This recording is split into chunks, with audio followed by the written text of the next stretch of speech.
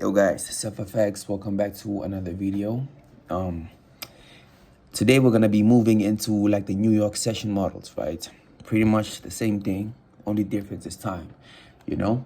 But today we're gonna be focusing on the Q2 micro model, which pretty much forms from 7:30 all the way to 9, right? Which is pretty much within the 8:30 window. And if you've noticed, 8:30 tends to provide high impact news events. So price tends to be very volatile around that time range. If it's pretty much not gonna have the 9:30 opening volume, right? So this model, right, I'm gonna be using crude oil, but I personally utilize it for futures, right, on NASDAQ and S&P 500 and US 30. But yeah, it's pretty much universal to every asset class. Forex, I don't know about cryptos, I do not touch those. But yeah, another hint I would say about this one is that it's very high probability for it to form during the 8:30 news events when there's high impact news around 8:30. This is very, very possible to form. And it tends to make Q2's manipulation rally deliver as a distribution for potential reversal within Q3, which is its own model at its own. But we'll go deep into that, right? So I'm gonna remove this and then we're gonna get back to that, right? First thing you need to identify is your 6 a.m. range, which would begin right there, right? You need to identify your open range, your New York open range at 7:30. That's the New York open, right? You pretty much need to identify its buy side and sell side. Let me just make this like that so it's a bit easier to identify, right? Same exact thing as the previous model, just this is based on micro sessions, right? Meaning that you're focusing on very, very low time frames, specifically the 1 minute going all the way down to the seconds chart. Maximum I would go lower would be the 15-second chart on this one, right? So you identify sell side liquidity, right? And buy side liquidity. And the highest probability ones will tend to form within higher time frame key levels, but you can pretty much utilize this whole model with no bias, right? But we're gonna go into details with that, right? Then now you're gonna be identifying your trading range, which is gonna be from 7:30 all the way to 9 a.m. New York time, UTC -5 currently. Okay, this would be our dealing range, right? So we can say this right here is our trading zone. So we can say this is our Q2, say New York Q2, New York Q2, right? And then we place it inside like that. Hopefully it makes sense. And then this one would be our New York Q1 opening. Q1. Can I outline this with the fade of gray, right? So like now, what are the components we require for us to take trades, right? We divide our Q2 range into quarters like this. Divide our Q2 into quarters like this, right? And what we require is some form, if we're bearish, we require some form of accumulation, right? Price stays within one range, right? You're gonna see price manipulate or distribute higher within the Q2 of Q2, right? And some potential displacement lower within Q2 heading to Q3 with a potential retracement back into a PD array, which can be an inversion fair value gap, implied fair value gap, mitigation blocks, all those premium arrays. Then you want to seek lower prices. Your draw on liquidity would be the previous session high or low, buy side or sell side, or your previous quarter range high or low. What do I mean by that? Let's say I'm gonna stretch this out like this. Let's say we're bearish, right? And the price, when it opens at 7:30, it starts ranging like this, right? And then it manipulates higher, right? And then price just creates some form of for displacement like this with a mitigation block just below, or breaker block. Same thing, right? You have sell side right here. You would have Q1 sell side right here, which would be in base level, the market maker model profile, right? The market maker model profile. And to go into simple details is price accumulates, right? It manipulates higher, goes back into the range. Meaning price accumulates, it breaks out higher, targeting the accumulation high, right?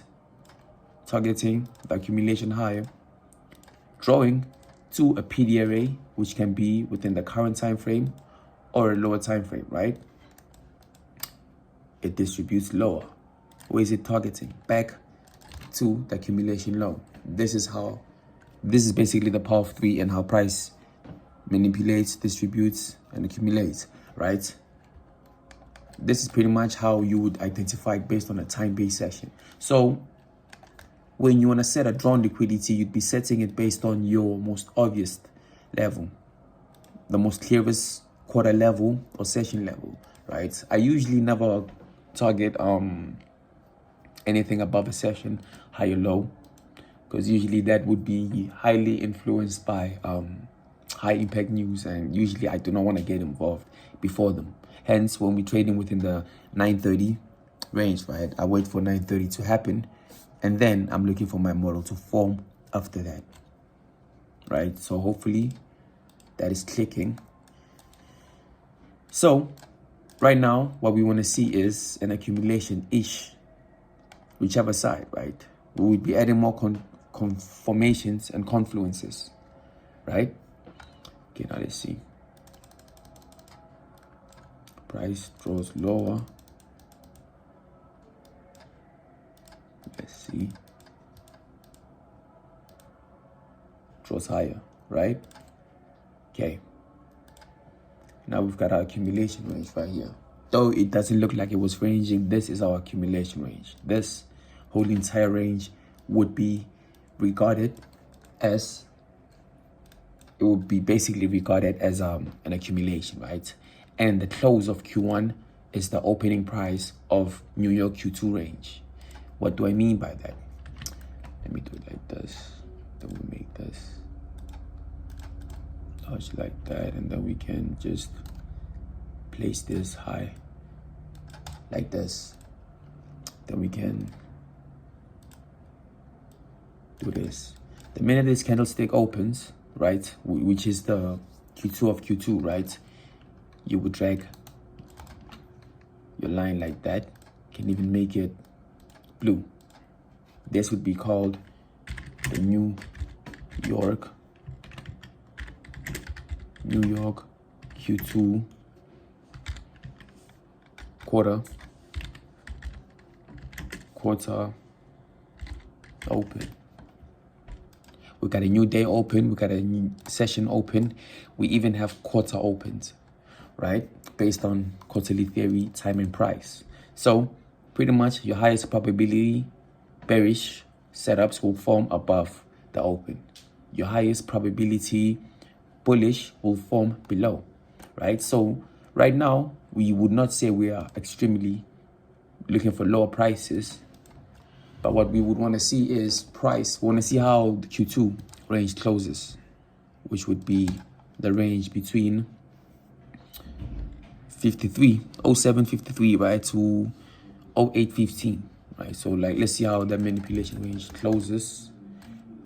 It manipulates lower impulsively, So right now, we will be anticipating a higher potential retracement high, right?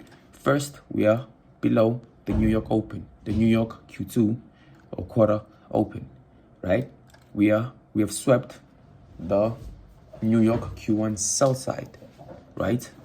We are below the manipulation low, right? So we are pretty much above two. We pretty much swept two highly influential ranges, right? So what are we looking for now? We're looking for some form of a displacement like this.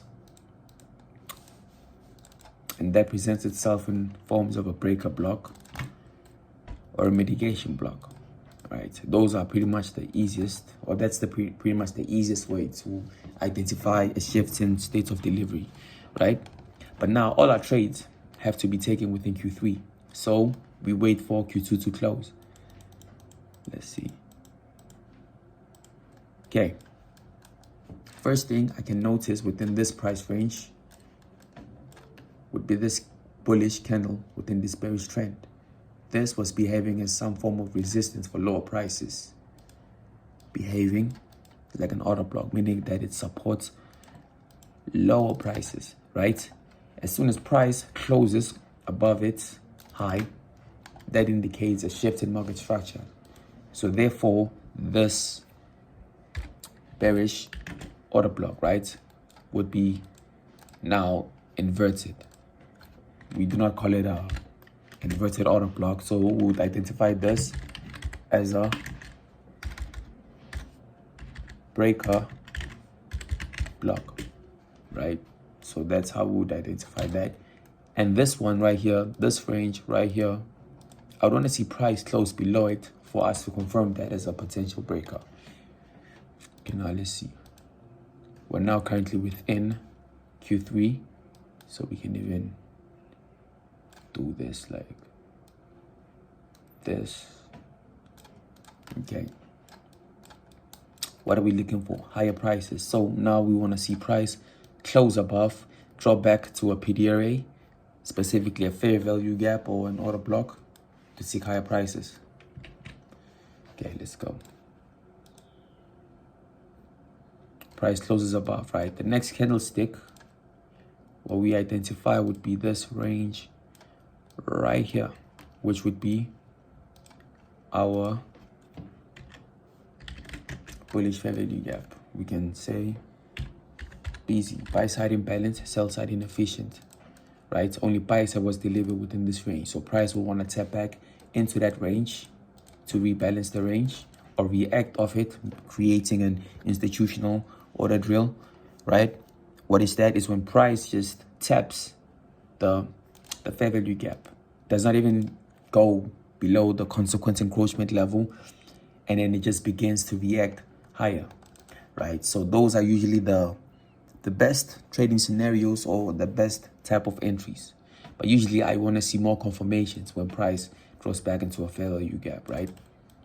Okay, now let's see. And another thing that you'd want to consider is we have a volume imbalance right there. We've got a gap, right? So we would pretty much combine our fair value gap with the gap right here to pretty much find our consequence encroachment level, the 50% area. It's not a min threshold. Min threshold is for pretty much order blocks, right? It's a consequence encroachment. So like, right, let's see. Price draws higher, draws lower, taps the breaker. That could be a trade if you want to use breakers, but personally, I'd want to see price drop back into the fair value gap. Let's see. We got displacement right there. We have an order block right there.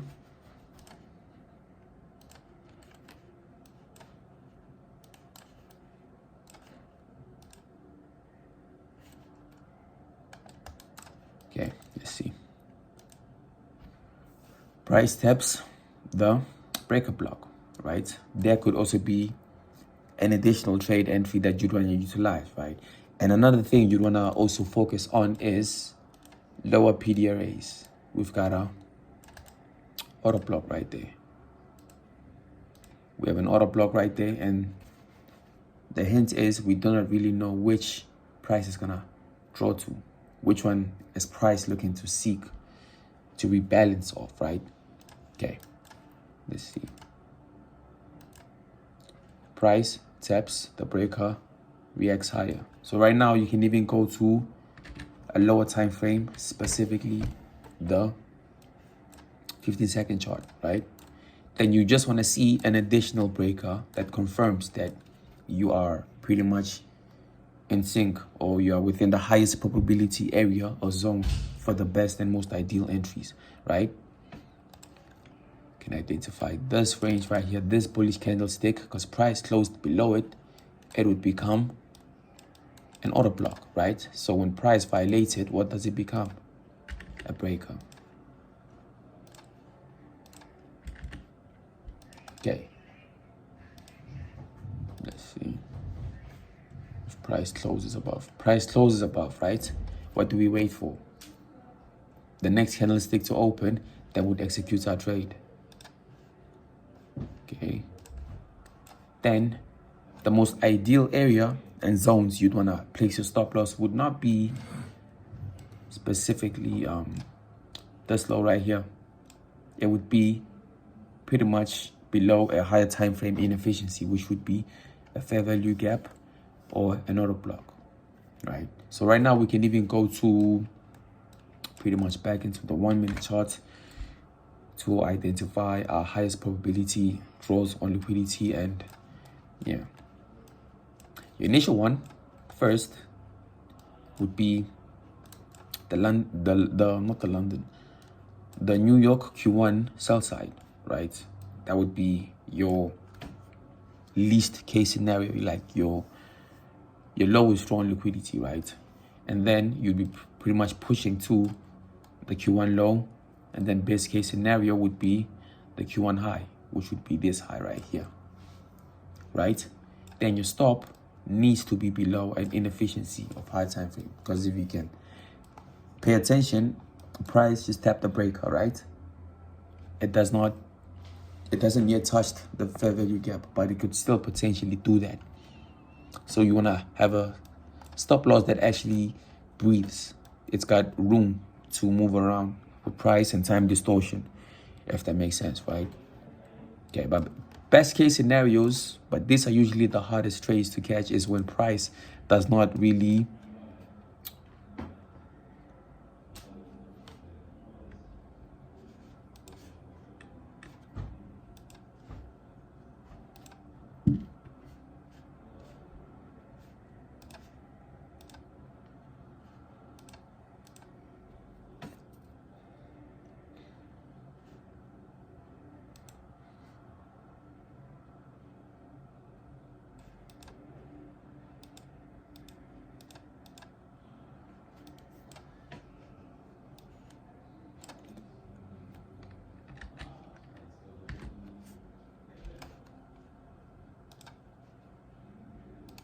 That is not working fun.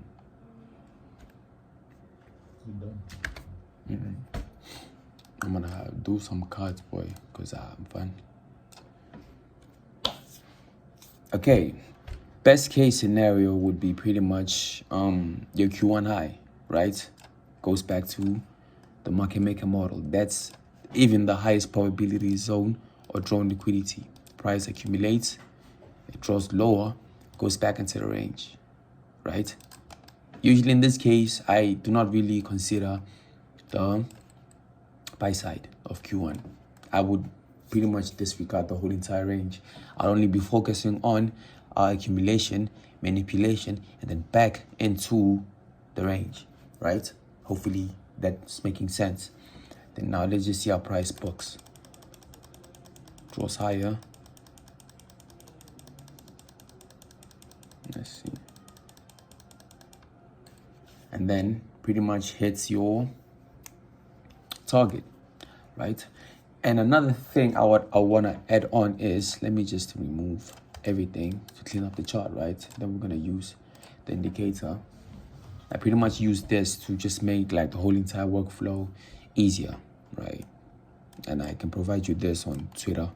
It's not for free, but yeah, you don't really need it. It's just a nice thing to have.